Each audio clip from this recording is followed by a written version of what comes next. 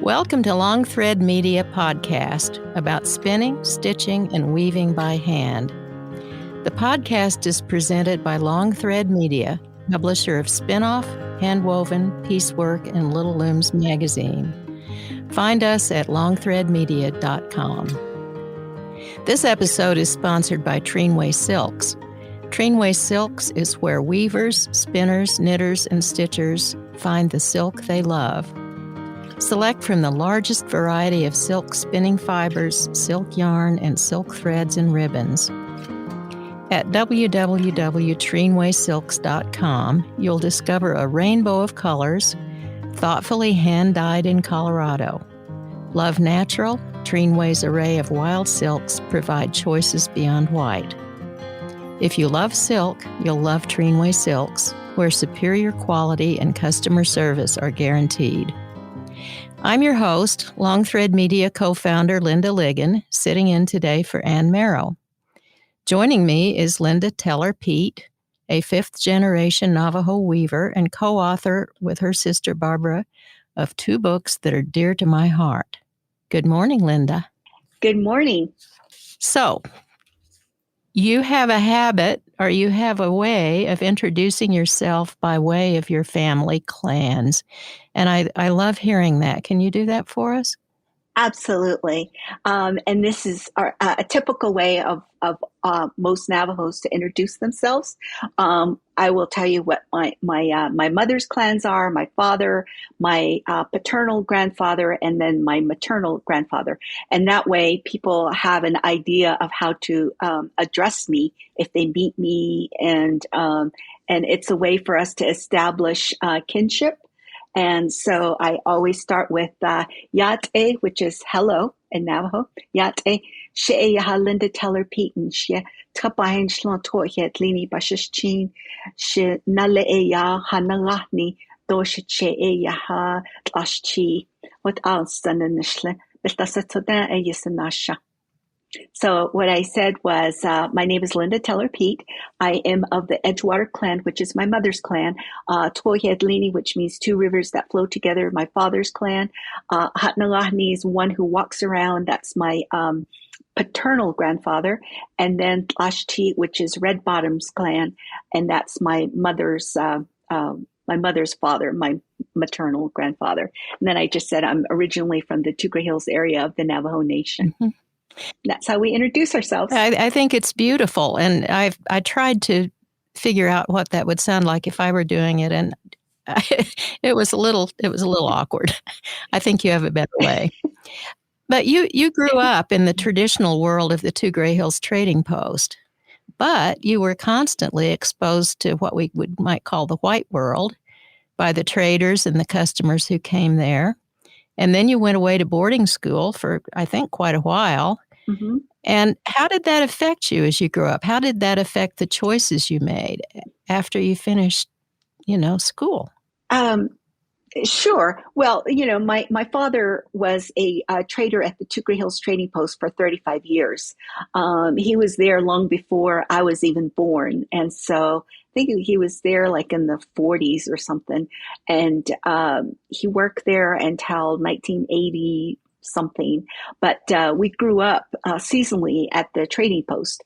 And there we would get buses and carloads of tourists that came from all around the world, from England, Japan, Germany, you name it. They all came to see the famed trading post and to look at rugs and things like that. And so my siblings and I'm the last one of 5 siblings. And so my older siblings had jobs. My brother Ernie helped man the store. We helped pump gas. The trading post was also a place where people could buy livestock. So it was up to us to feed the cows and sheep and whatever was in the corral, and to hunt down chickens if they got lost. These were jobs that we had. But the most exciting part of a week was when we got the busload of people. We never knew where they were from. We would hear foreign languages and that helped us get exposed to, people from around the world. And we picked up a lot of English by that point. So when I did go to boarding school, and most everyone got picked when they were about 6 years old, and you're put into this boarding school where you're only allowed to go home at least once or twice a year. But while we were there, we had more exposure to English. And so I think it was easier for me to learn, learn faster at school. And, but one thing that my mother insisted upon is when we came home for summers is that we spoke Navajo and that we wove.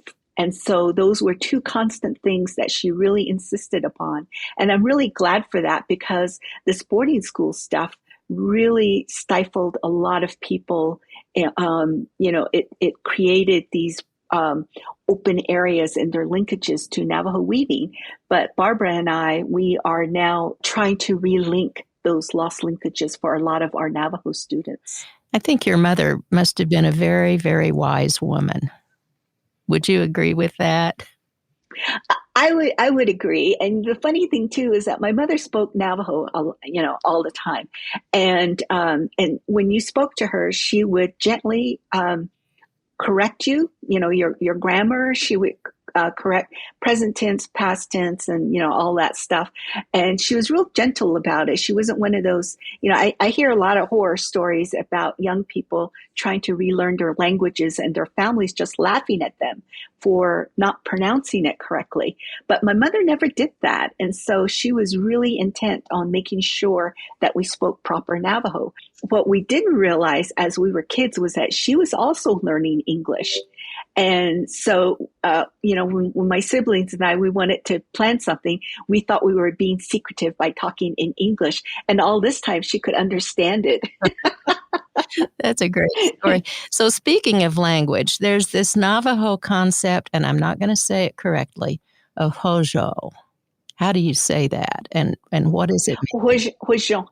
Yeah, hojo is like hojo. Yeah, it's an everyday term that we all need to be mindful of our journey in life. And every day is a day that you should be learning something. Every day is a day that you should be teaching something.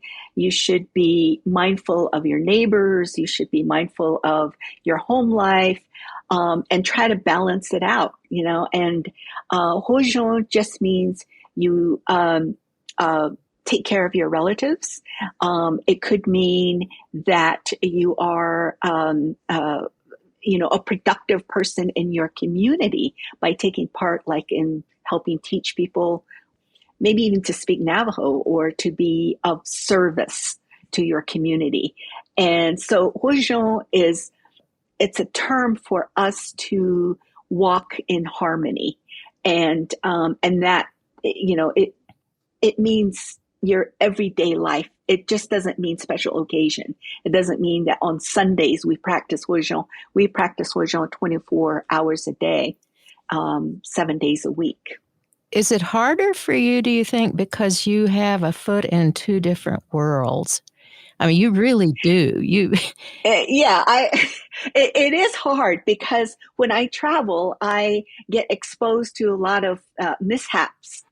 Missed planes, delayed flights, and I'm not very patient. So yeah, my hojo goes out the window when there's a traffic snarl, and then I have to atone for that, later on because living in the city, you expect things to go faster. We expect deliveries to be on time. We expect certain things to happen within a time frame. And that doesn't happen when I'm back home. Like when my mother was alive, I would go back to her home. And if I was in a hurry about something, she would just kind of like look at me and say, "Why are you in a hurry?" And that's because we live in the city and we are watching the clock, basically. And we do certain things, but back home, there's a time for everything. And also in the world of weaving, there is a time clock for beginning weavers, I should say, because most beginning weavers, they have protocols, like they can't weave at night. They can't weave when there's rain. So there's a lot of protocols for beginning weavers, and that is basically on a cycle or time frame. I didn't know that about the timing or the rules against. I mean, you weave all night long. How does that work? Of course, you're not a beginner. No, and that's why I tried to make the distinction between a beginning weaver and weavers like my sister and me. We usually have our blessings done once a year. And we've missed it for a couple of years now because of COVID. But we have our medicine person that we go to, and he blesses our tools, our looms, and and he always tells us that there are certain people that are critical about Navajo weavers weaving at night or doing all this stuff. And he said, you guys are at a different point in your career where we refer to ourselves as Spider Woman, and like a typical spider, it hunts at night and it makes its web at night. And so we're kind of in a different, we're on a different level than a beginner weaver. And so we work best at night, and our teaching is done during the day. And so it balances out. I mean, Barbara and I weave for competition. We do 2 art shows a year, and we take commissions on the rest of the year. And right now I'm about 4 commissions behind. Oh. And so, so during COVID, a lot of the projects that we were working on were put on the back burner. And now it seems as if since the fall, like last October 2022, things started gearing up pretty fast. So now we have multiple openings this year, and we've got to travel to all of them, and we're continuing work on the programming and things like that. I know you have an incredibly busy schedule. Now, you worked in the, what we're going to call, is it okay to call it the white world? It's the Beligana world. That's fine. Yeah, Beligana world. Yeah. Yeah. And Beligana means white. Right. Except, I'm kind of beige. I'm not very white. But you worked in that world professionally for quite a few years before you pivoted back to, really doing weaving, making weaving your life. But now your weavings are extremely fine and perfect. Was it hard to get your skills built back up when you had it on the back burner for so long? Well, before I get into that, I'm gonna say that whenever we have a mixed class, we have like brand new Navajo weaving students in our class, and then we have our continuing non-native students in class, and our Navajo students all seem to weave quicker, weave better than our continuing students that have been with us maybe five or more years. And what we always hear is ancestral memory, and I believe that's true. Even for our Navajo students that haven't woven a rug before, they seem to have this intuitive skills. And we haven't met a whole lot that have had that skill. My sister and I have been teaching for 22 years, and by far, I think maybe there may have been about 2 that really didn't stick with it and didn't really enjoy the process of weaving. But most are really there intent on relinking their weaving history.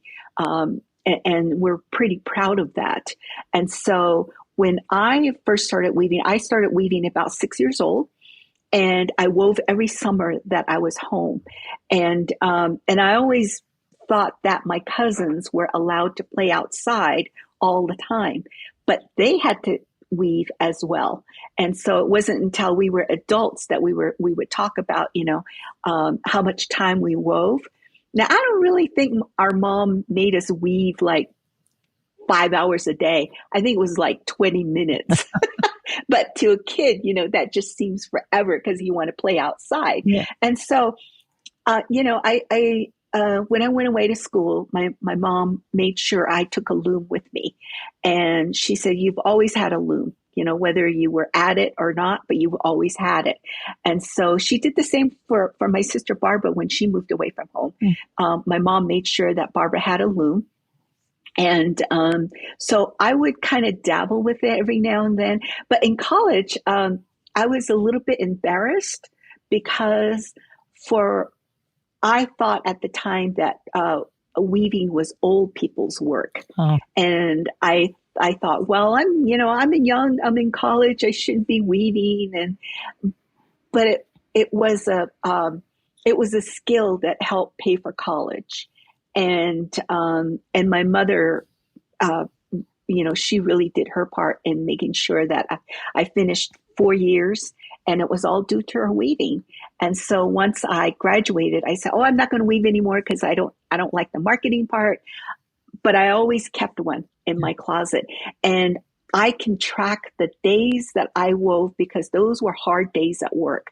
If I got into some kind of, situation and I came home and I was a little bit tense about it, I would take out my weaving because that weaving calmed me down. And it made me think about not just the weaving itself, but what it meant. Like, I'm close to my mom. I'm using her tools. I'm close to my grandmother. I'm using her batten. I'm close to my sister because I want my beat to sound like hers because she's very industrious. So I have all these little things that remind me of who I am and what I should be proud of.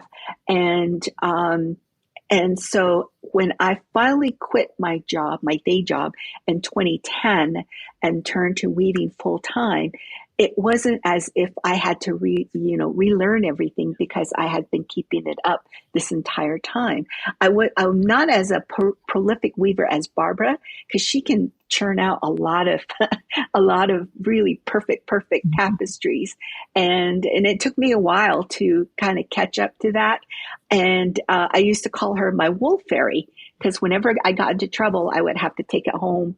And then she would meet me and then she would fix it. And I'd say, oh, my wool fairy appeared, but now I have to be my own wool fairy. I had to learn how to, fix broken strings and do all this stuff that, she uses her little skills for finesse work.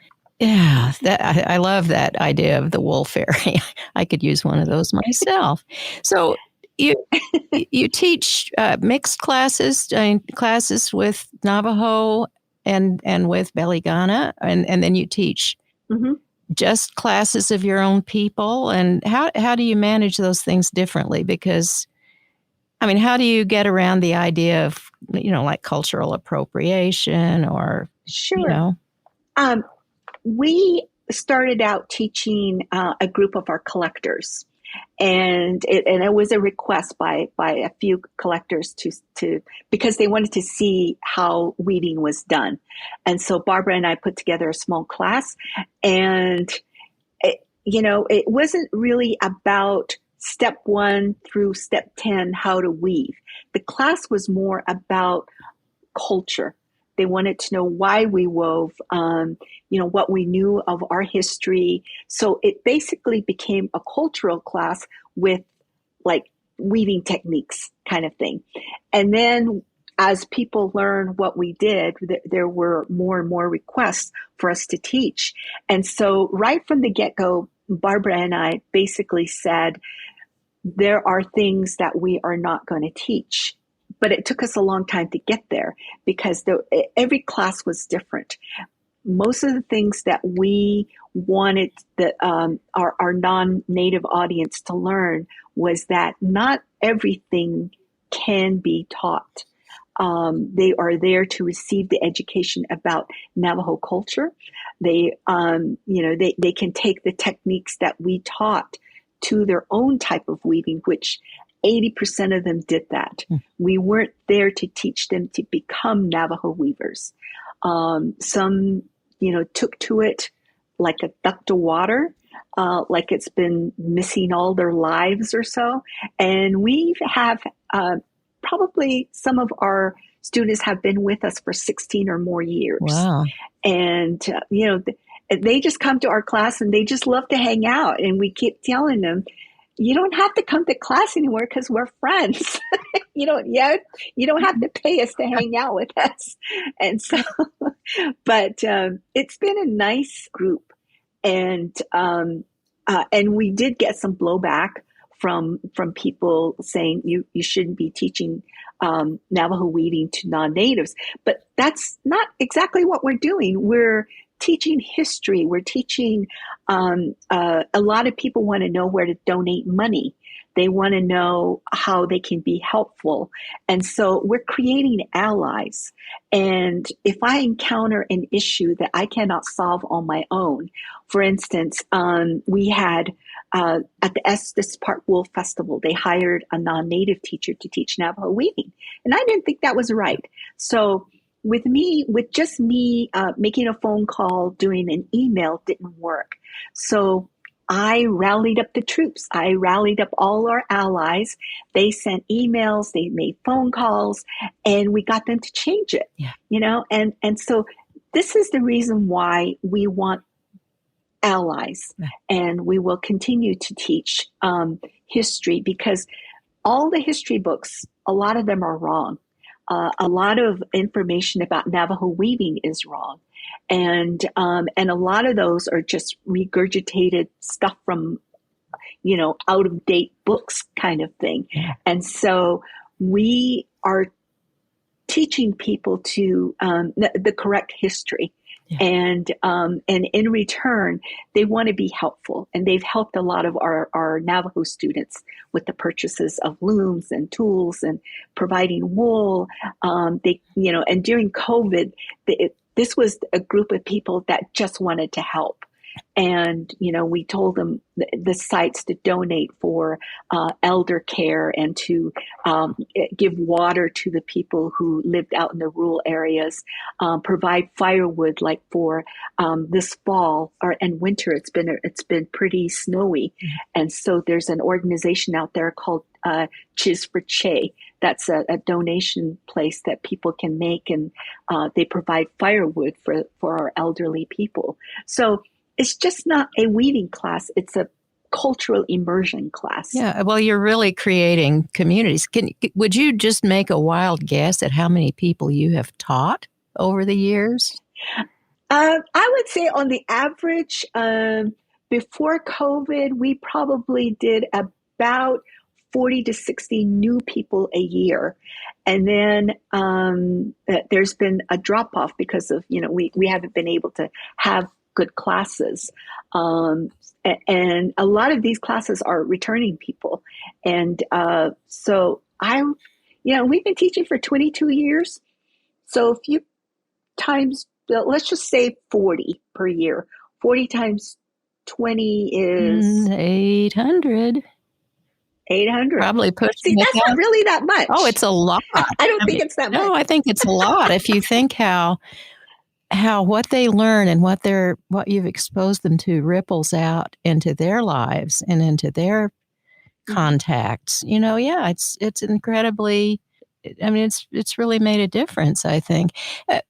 But beyond the teaching, I mean, you and Barbara have a really robust teaching schedule, but you also have a ton of other projects that you're involved in. Both of you do. Do you want to talk a little bit about, the Textile Society of America? You have a special place on the board there. And I wonder, what are your goals for that? Well, I am in my third. This is the beginning of the third year of my appointment, my elected appointment of as a board member of Equity and Inclusion. And so for the first 2 years, I've just been trying to figure out how TSA works, the Textile Society of America. And we've had some adjustments with the board members and everything. In anything, there's a big old learning curve to get through. So first 2 years has just been that. This year, I actually have a committee, and it's the Equity and Inclusion Committee. And we are going to try to make some changes. We have an anti-racism agenda. We're going to do some programming around that. And, we haven't even had our first meeting yet, but at least we have the people that are named to the group. Mm-hmm. And so after our first meeting, we'll decide like what kind of programming we want to introduce, how we want to go about implementing the anti-racism development. So that's what we want to do there. Well, and you're the first person to hold that position. I mean, it's a new initiative for the organization, and it seems really like a really strong move. Yeah. Yes, and I'm pretty grateful for that. And right away, I got immersed in a bunch of different committees, programming, membership, one of the scholarship readings, nominations. So I'm on these different committees, and thank goodness programming and membership merge so that I have less meetings to go to. But now that I have some committee members, I can delegate some of the meetings that I need to go to and be able to concentrate on my outside projects. And there are a lot of them. Well, let's talk about that. I mean, there are a lot of them. What's on your list? Oh, well, first of all, last year I was named the Luce Foundation's Indigenous Scholar. And so it's a fellowship, and it's for 2 years. So I started that project last January, and it will end December of this year. And in my fellowship, one of the projects that I took on is to turn the How to Weave a Navajo Rug into just the written instructions into Navajo. And I'm working with a really, really phenomenal young lady from Salt Lake City. Her name is Clarissa Yazzie, and she's a fluent speaker. She knows how to spell. She knows how to write, which I don't. I mean, I can speak Navajo. I don't know how to write it, and I don't know how to read it either. Yeah, I can kind of muddle through some, but I'm not that great at it. So in my project, I had to hire a language expert, and she's going to translate the instructions. And we just Zoomed about it. And I told her I don't expect a translation word for word, because that's not how Navajo works. Navajo works on expressive action. The sentences are full of action, and they can be animated. It's not linear like the English language. And so for us, we can tackle so many things with fewer words. So we talked about that, and it was really cool that she's also a weaver, so she really gets the instructions part. Great. And so that's one thing I'm working on. Well, just let's back up a second and be clear. This is How to Weave a Navajo Rug and Other Lessons from Spider Woman. And it's a book you and Barbara wrote together. And what's that been, 4 years ago, 3 years ago? Yes. 2019, I think, is its publication date. Actually, it got released during COVID because we weren't able to do a lot of signings because of COVID. Yeah. So I think it was 2020. Yeah. So it was an important book for the English speaking world, but now you're taking it to your people. And that just seems like an incredible initiative. I love that you're doing that. Thank you. Yeah, I think it's really important that we have another all Navajo class that's coming up with the Herd Museum in May of this year. And we'll probably have a group of between 20 and 25 new Navajo people. And we hopefully will have some of the book translated by then. And, we'll just start kind of teaching the words, like for looms and tools and wool and that kind of stuff, and just start very basic and then see how it goes. Later on in the summer, we hope to have the spoken version of it and get it recorded. So it's going to be an interesting project for us to finish this year. It'll be it'll be huge, and yeah, getting it into a spoken version, it seems like would be very important, because not all of your people would be able to read Navajo, right? Mm-hmm. I mean, you can't. Yes, and even write it. Exactly. I can't. Yeah, so I can sound it out. Yeah, no, that's a big project. What else is going on? I think you've got another thing or two in the... Yes, we have. Barbara and I started working with Hadley Jensen, who was at the time doing her postdoctoral work with the Bard Graduate Center in New York. And then she also started working part-time over at the American Museum of Natural History. And so she invited us to come and go through the Hollister collection. And we were looking at rugs, and at the time we were talking about putting an exhibition together, and we needed some money. And I think she wrote a couple of proposals and stuff. And just right when we were getting really into the project, COVID hit, so we put it on the back burner. And then, as recent as October of last year, it started moving pretty fast. So now our exhibition is over at the Bard Graduate Center, and there's going to be some programming surrounding it. Like we have a symposium for one day, and Barbara and I are the first speakers that will come on. And then we have other Navajo people that will participate. Raphael Begay, who's a photographer. Darby Overstreet, she does graphics work. She's done some incredible work on some land sites like the Shiprock Rock and the Winder Rock and all that kind of stuff, and infused them with textile motifs. Really nice stuff. Connor Chi, who's a Navajo pianist, he was commissioned to do some special music for us. Kevin Aspis will discuss wedge weaves. Terrell Tabaha, well, he's one of our Bradford Elliott Textile Award from TSA. He's going to come in and do his thing. Larissa Naz will do a presentation. So we have a lot of, programming just for that one day. Wow, you do. Yeah. That is so exciting. And there you go, flying off to New York. My goodness. Yeah. Yes. So we'll be there for a really long time. And so that exhibition is called Shaped by the Loom. We finally got some monetary support from the National Endowment of the Arts in NEA. And so this exhibition will become a traveling museum, a traveling show. It will go to Cooperstown at the Fenmore next. And then we hope it will go to the Textile Museum. And then we're hoping for one Midwest city that will take on the exhibition. So that's what we're going to do with that. And yeah, so it's been a lot of work, and it's been fun. And next I'm working with D.Y. Begay, who's another Navajo weaver.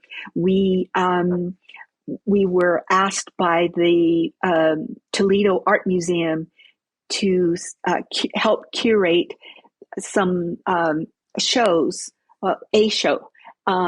And we got to pick the textiles from the Crane Collection book that DY and I participated in with Lori Webster and Louise Driver. So DY and I think we picked 15 textiles each. We're doing the labeling, and it's going to go on a rotating show. I think they'll show like 3 textiles at a time.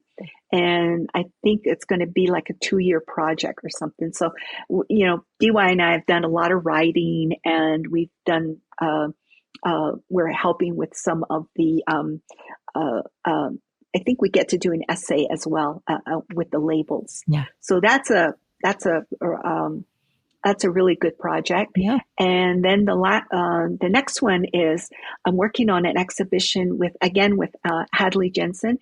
During COVID, she relocated from New York to Santa Fe, and then she contracted with the Museum of Indian Arts and Culture. And so we have an exhibition called Horizons, Woven Between the Lines, that will open up in July 16th, 2023. And again, this is a show curated by me and some very, very young Navajos. And again, some of the people that I mentioned that are going to New York are involved with the project. Raphael, the photographer, Darby, the graphics person, Larissa, Terrell, and Kevin. So they all are doing some writing for the labels, and we have essays, and we'll have a catalog for that exhibition as well. Well, there'll be a catalog for Shaped by the Loom as well. So there's a lot that, and this is so exciting because we normally do not have museum curators giving us the voice and giving us the space to do that. Yeah. We've never had that in the past. So it's always been, we get marched out for visual effects, I think, but not our voices and not our thoughts, not our participation in curating. That has never been present. So it's really interesting that the newer curators, they're giving us that space, and it's very exciting. It's incredibly exciting. And yeah, but as I listen to you talk about all these initiatives you're involved in, I think, how do you keep track of it all? Well, it is really hard because, like I'm working with Hadley on 2 different exhibitions. And so we're working kind of like with almost the same group of people. But then when I take on other projects, like there may be 4 Karens that I'm working with. And then it's really hard for me, like, which Karen? So it gets to, I get confused all the time. So I depend on the project managers to keep me focused. And we've, especially MIAC, our project manager is Lilia McKinney, and she is great. She like makes sure that we know exactly what we're doing the next day, when it's going to get done, and things like that, and what we've decided in our meetings. So for all these projects, if you have a really good project manager, makes my life easy. You bet. Yeah. That's remarkable. And Barbara, I mean, well, the 2 of you, I'm thinking of the trip you made to Oaxaca in southern Mexico. Oh, sure. Talk about that a little, because that was very exciting. Sure. Before I get into that, Barbara was just named the United States Artist Fellow. It just got announced this week, and so she will be financially supported by that fellowship, and we're pretty excited about it. And then also this year, MIAC, the Museum of Indian Arts and Culture, has named Barbara and me to be the Legacy Award winners. Oh, wow. And that award will be given out in May 26th, I think, in Santa Fe. So, I always think that Barbara and I have toiled away in the trenches for 20 some odd years, and we're finally getting some recognition. You are rock stars now. It's amazing. It's wonderful. Yeah. Yeah. So, Barbara, who has just racked up a lot of stuff in her weaving career, is part of this project called Honoring Traditions, and it involves her master weaver and Porfirio Gutierrez, who is a Zapotac master weaver and dyer. And the museum had put together a group of interns to learn under the tutelage of Porfirio and Barbara. And so each one of them put on workshops. Porfirio did some dyeing workshops, and then Barbara did some introduction to Navajo weaving. And as a group, they were going to take 2 trips. One was to Oaxaca, and then the other one was to the Navajo Nation. And I'm not part of the Honoring Traditions project. Let me just say that. I asked for an inclusion as an observer, and they agreed, which has been really, really nice of the project coordinators. And so my husband, Belvin, and I were able to travel with my sister. And that was the other thing, too, is that Barbara was still recovering from COVID. And so we were afraid for her to be alone without someone keeping her safe. So that was part of the reason why I asked the project people to see if we could tag along. And once I did that, I put it on my calendar, and somehow word of mouth got around. And then I got a phone call from Hector Lozano. He is the director of the Oaxaca Textile Museum. And he said, we Zoomed, and he asked me if I could do some programming for him in Oaxaca. And he said, you're traveling here, and the thing about it is I can't pay you, or, Americans are hard to pay, but would you take a trade? And I was like, oh man, this is like the old days when there was a trade route from the United States all the way down to Central America. And so I agreed. So I got 2.5 kilos of cochineal and 2.5 kilos of indigo as an exchange for me to do some programming for the museum. And we went to Oaxaca and went to Perfidio's village of Teotecla de Valla. And we participated in learning how to dye the Zapotac way. And we were surprised at how similar the protocols were for collecting plants, for prepping, for, all that stuff. And we had so much information to exchange. One caveat was that we don't speak Spanish and we don't speak Zapotac. So it was really hard for us to know exactly what Perfidio's sister Juana and her husband Antonio were saying, because I knew they had a wealth of information. And so just by a lot of gesturing, we tried to communicate. And then when we got to the Textile Museum and started doing some projects with Hector, and there was another gentleman with the Botanical Gardens, Alejandro Avila, yeah. Yeah. So anyway, we started talking about the Zapotacs copying Navajo rugs. And I said, yes, that's a big issue. We don't like it. Whenever there's some kind of market for Navajo textiles, there's always some vendor that will bring in the Zapotac rugs. And so if there's a knockoff of a tugre, like maybe 2 feet by 3 feet, they look at it and it's like, about $400 or something. And then they come to our table, 2 feet by 3 feet, starts at 15,000. And so they go, well, I'd rather, take the $400 or whatever. And it's like, you don't even understand that that's not even how it was woven, that there's a lot more protocols that go with our type of weaving. And so one of the things that we said was, wouldn't it be nice if we could tell the Zapotac people about our struggles to make a living as a textile artist? And if other people do our designs, it makes it harder for us to market our stuff. But we didn't want to come across as, like a bull in a china shop either. And so they suggested that maybe we could put on a workshop, but we don't have any money for that.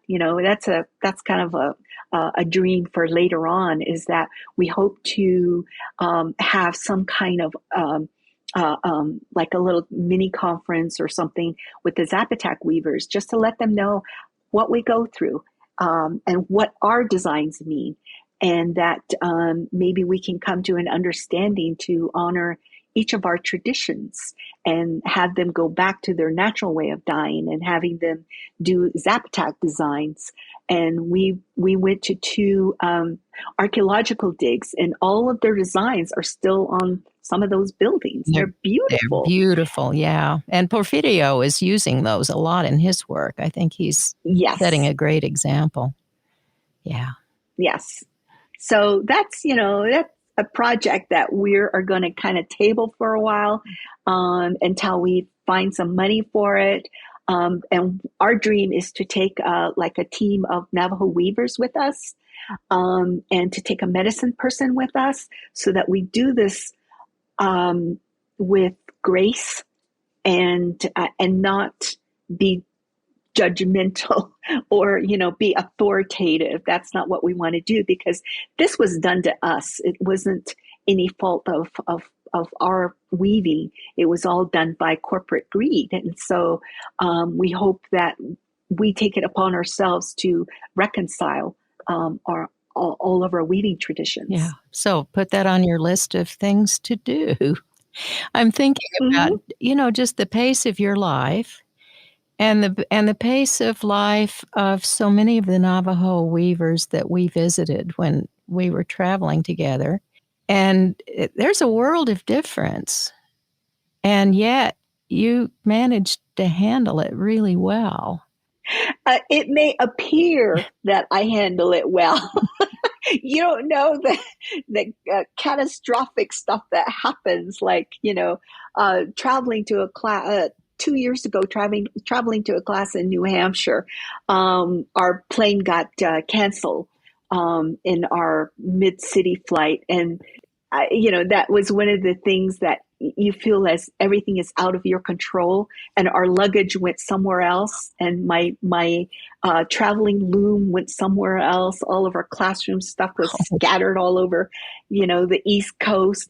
And we finally, we had to take the train, and it was a 10-hour Johnny Cash, a train ride. And we had to stop in every major city from Baltimore all the way up to Providence, where our stuff went. And so, these things happened. And, when things get to the first day of class, we always start with a prayer. And I think that's where the mindset of being a teacher kicks back in. And all of the other stuff kind of melts away, because it's, I'm finally back in my element. I have control. I have my teaching materials, and even if some stuff didn't arrive, I'm okay with it, because my husband's usually there to help me, implement something.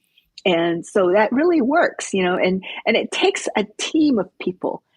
Because it's just not me that is putting on these classes. I have to have my husband help me. I have to have my sister help me. We all help each other. Even traveling details, all of that. And unfortunately, Barbara contracted COVID April of 2020, and she was one of those long haulers. Mm-hmm. And it wasn't until the first vaccination that a lot of her symptoms disappeared. And since then, she's been trying to gather strength. Yeah. And so we didn't travel with her for a long time. And now we're back to traveling with her. And it takes a lot for us to make sure she's safe. And when we're traveling by plane, we put her in first class and then drape her off. And so, we have to be mindful of where we travel with her, and think of the next step. So it's going to be like that for a while, I think. Yeah. Now, you mentioned always starting your class with a prayer. You also end your classes in a very special way when you have your students cut off. Talk about that ritual. Sure. So we give a little bit of history about the warp that we use, and then when we're warping, we tell our students warping is like preparing for childbirth. You're warping, and you're setting up your loom to be male dominated on top and female dominated on the bottom. And our warps are representative of the rain. The tools that we use all have different meanings. Our batten are thunderbolts. Our combs are an extension of our hand. That's why the teeth of our comb have to be an odd number, so that the holy people know that we are weaving, because we have 5 fingers on one hand. And so the comb has to be an extension of your hand.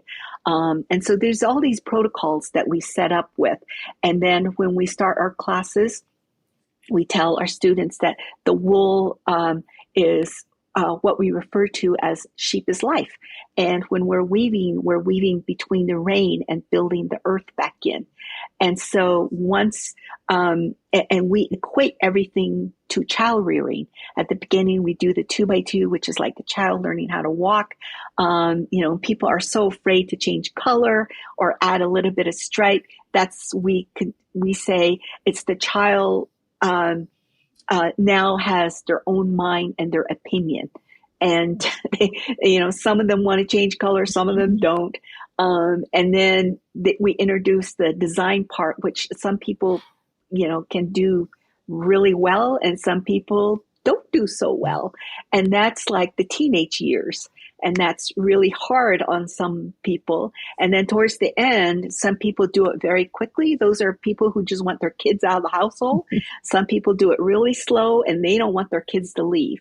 So you can kind of see like the parenting styles as they're weaving. And so when we get done the last day, we take the rug off, and then we fold it into 4 for the 4 directions. And then we have them cut the tassels. And that's the part where the umbilical cord is cut off, and they take that small piece and they put it to where their rug will have a sense of home. Because when Navajo babies are born, the umbilical cord that falls off, the parents take that cord and they bury it somewhere on the homeland, or they keep it inside the home. And so whether the baby is 6 years old or 60, they have a sense of home. It's where their umbilical cord is buried. That's a beautiful symbolism. And it seems to infuse every part of Navajo weaving, every part. And it also represents the universe, because when you sit at your loom, you are facing the universe, because the loom represents the top is the sky bar, the bottom is the earth bar. We have one that is representative of day, which is for females. One is representative of the male, which is the night. So, and then our tension represents lightning, and it's all the elements in the universe. So basically, when you sit at your loom, you're looking at the universe, and you're incorporating everything in there, the forces of nature, and you are also bounded by your environment. If your rug stretches, not stretches, you can't control the environment. So you have to be a good weaver to anticipate these problems. So, Navajo weaving teaches you a lot. A lot of people will see what I'm doing when I'm demonstrating. They go, and I hate this, they will say, "Oh, that looks very tedious." And I'm thinking, that's not true. You are forever trying to practice your harmony with the world. And that's not tedious. That's a learning experience, or it's a teaching experience. So, and I always try to be mindful of people who say that to me. "Oh, that looks very tedious." And I'm thinking, no, it's not tedious. It's life. It's life, isn't it? That, there's a lot of wisdom there. And, we're kind of running out of time here, but I want to thank you so much for joining us today and sharing your experiences and your knowledge and your wisdom. And I know you and your sister Barbara have a full schedule ahead, and we will be following your achievements with great interest. Thanks so much, Lynda. Thank you. And Lynda, I just have to say, you have been a big part of our lives. Without you, those 2 books would not have existed.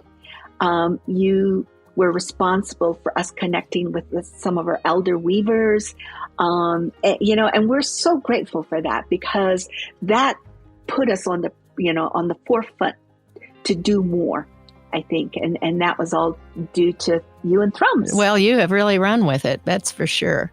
So, hey, you better get back to work. Yes. Well, thank you so much. Good to see you. We need to get together again soon and catch up. Thanks to Trinway Silks for sponsoring this episode. Thank you for listening to the Long Thread Podcast. If you've enjoyed this episode, please rate the show and leave us a comment on Apple Podcasts or your favorite podcast platform. Thanks again.